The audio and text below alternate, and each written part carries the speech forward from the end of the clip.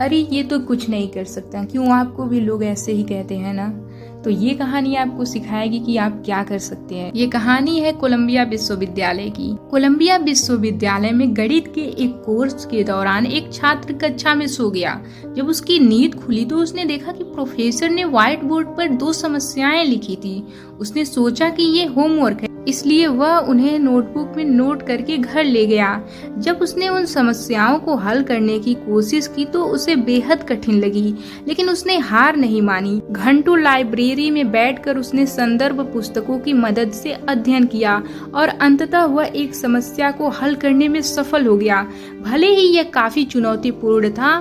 अगली कक्षा में प्रोफेसर ने जब होमवर्क के बारे में कुछ नहीं पूछा तो वह चकित हुआ और खड़ा होकर बोला, सर, आपने पिछले लेक्चर में दिए गए असाइनमेंट के बारे में कुछ क्यों नहीं पूछा? प्रोफेसर ने उत्तर दिया, असाइनमेंट? वो तो मैंने केवल ऐसे ही उदाहरण के तौर पे लिखे थे, जिन्हें अभी तक वैज्ञानिक हल नहीं कर पाए हैं। छात्र चौंक गया और बोला, लेकिन मैंने उसमें से एक हल कर लिया है।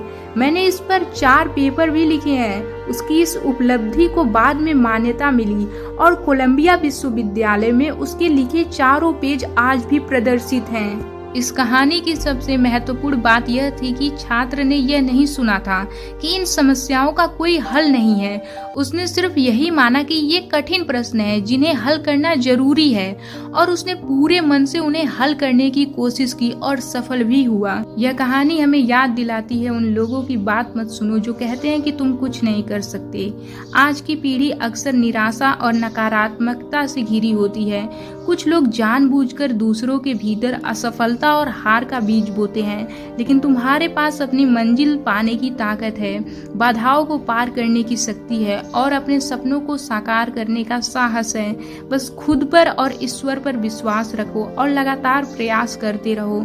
इस छात्र का नाम था जॉर्ज डेंटजिंग और ये समस्या मैथ स्टैक एक्सचेंज से ली गई थी। आई होप कि ये वीडियो आपको पसंद आया होगा। अगर आप एक स्टूडेंट हो तो देखो, कभी भी जीवन में निराश मत हो।